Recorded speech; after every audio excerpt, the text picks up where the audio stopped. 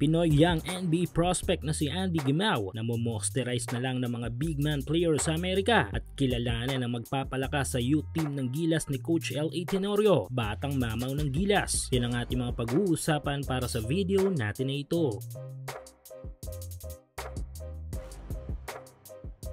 Though wala pa tayong legit homegrown NBA player as of now, ay hindi pa naman nagtatapos ang lahat para sa Pilipinas. Dahil ang good thing ay patuloy tayong nakakapag-produce ng ilang mga young players na may potential na maging first Pinoy NBA player. At maliban kay Kai Sotto na magbabalik laro na sa susunod na buwan at si Kevin Kembao na muling susubok sa NBA goal niya sa susunod na taon, ay meron pa tayong isang batang malalaro na nakipagsapalaran sa Amerika upang maisakatuparan ng parehong goal na ito. Ito nga ay walang iba kundi si Andy Gimao, ang tinaguriang mamaw player ng Philippine High School Basketball. At dahil nga sa angking husay ng 6'1" explosive guard na ito na sinasabing advance ang laruan sa Pinas para sa kanyang edad, ay tumungo itong Amerika upang mas maitaas pa ang kanyang development sa game. At dito nga mag-uumpisa ang NBA goal ni Andy. Mapalad si Gimao dahil isa ito sa nabigyan ng opportunity na makalaro sa isang high school basketball team sa Canada, bagay na magbubukas sa kanya ng pinto para maging isang legit NBA prospect. Pero ang good thing dito kay Andy ay sinuklian nito ang magandang opportunity na iginawad sa kanya sa pamamagitan ng kanyang hard work at matinding dedikasyon sa paglalaro. Dahil dito ay tila nakuha na ni Andy ang sikreto ng laruan kontra sa mga American and foreign high school players. Sa katunayan ay minsan na nitong nakaharap sa isang laro ang 6'8" forward na projected first overall pick ng 2026 NBA draft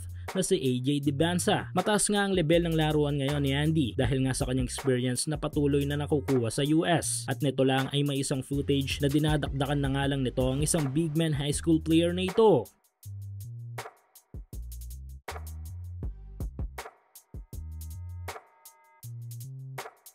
Dahil kay Andy ay future is bright para sa ating national team. At speaking of bright future sa Gilas, ay tila may liwanag na nasisilip si Gilas Youth Head Coach L.A. Tenorio dahil maliban sa mga backup fill-in players nito sa Amerika ay meron pang nagtitrend ngayong young homegrown player na tutulong upang mas lumakas pa ang kupunan na pinapangunahan ni Coach L.A. Ito nga yung 6'1" guard at top high school player ngayon sa bansa na si Chog Moral. Ito nga ang pinakaunang pagkakataon na na-featured natin dito sa channel ang young player na ito mula sa Pampanga. At ang dahilan kung bakit trending ngayon si Chog ay dahil lang naman sa tangan nitong husay sa laro. Maliban sa ilang mga elite point guard skills tulad ng magandang court vision at leadership sa game, ay tangan ni Chog ang winning ability sa laro dahil sa kanyang mga clutch plays. Nabibihira lang sa isang malalaro ngayon. Ang abilidad na ito ay tangan lang naman ng mga Hall of Famer players sa NBA tulad ni LeBron, Kobe at Michael Jordan. Dahilan kung bakit napakaraming achievement as a player ni Chog sa kabila ng kanyang murang edad. Ilan lang dito ay ang MVP ng Junior MPBL 16 Under, Finals MVP ng IYBC Philippines and Thailand,